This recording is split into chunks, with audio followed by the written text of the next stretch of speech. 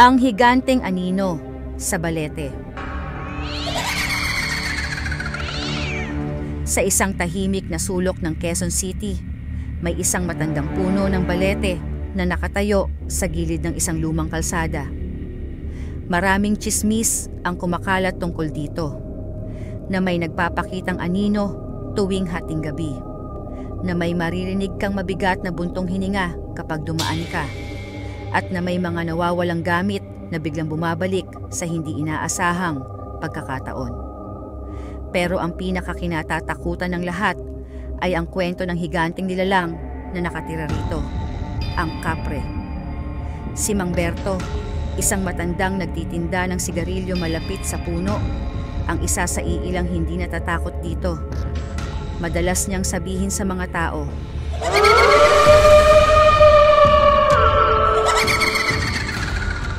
"Huwag kayong bastos, huwag kayong maingay, at lalong huwag kayong mag-iwan ng kalat. Respeto lang ang hinihingi niya." Pero karamihan ay hindi naniniwala sa kanya. Isang gabing madilim at mahangin, 3 kabataang lasing ang dumaan sa ilalim ng balete. Tawanan sila ng tawanan, nagtatapon ng bote ng alak at minura pa ang puno. "Wala namang kapre, lumabas ka kung totoo ka," sigaw ng isa habang hinahampas ang puno. Biglang humangin ng malakas. Ang dating malamig na simoy ng hangin ay naging mabigat at nakakatakot. Mula sa itaas, isang malalim at mabagal na tinig ang umalingaw-ngaw. "Sino ang nagbabasto sa aking tahanan?"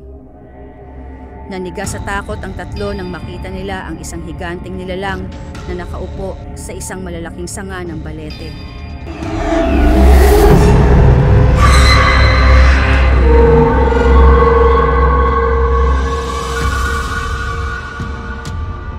Maitim ang balat nito, may pulang nagliliwanag na mata, at may hawak na malaking tabako na umaaso. Hindi man ito gumalaw, pero ang bigat ng presensya nito ay sapat na para manlamig ang kanilang katawan. Isa sa kanila ang biglang lumuhod, nanginginig. "Pasensya na po, hindi na po mauulit." Nanginginig nilang niligpit ang kanilang kalat at mabilis na tumakbo papalayo. Kinabukasan, nakita ni Mang Berto ang isang bag sa ilalim ng balete. Nang buksan niya ito, naroon ang pitaka ng isa sa mga binata. "Sabi ko na nga ba," bulong niya habang inilagay ito sa tabi ng isang maliit na altar na ginawa niya para sa kapre. Mula noon, walang nangahas na bastusin ang balete. Ang mga tao ay dumaraan ng tahimik, nagpapakita ng respeto, at sa tuwing may nawawalang bagay, alam na nila kung saan ito babalik. Ang kapre ng balete sa Quezon City ay hindi kailanman umalis.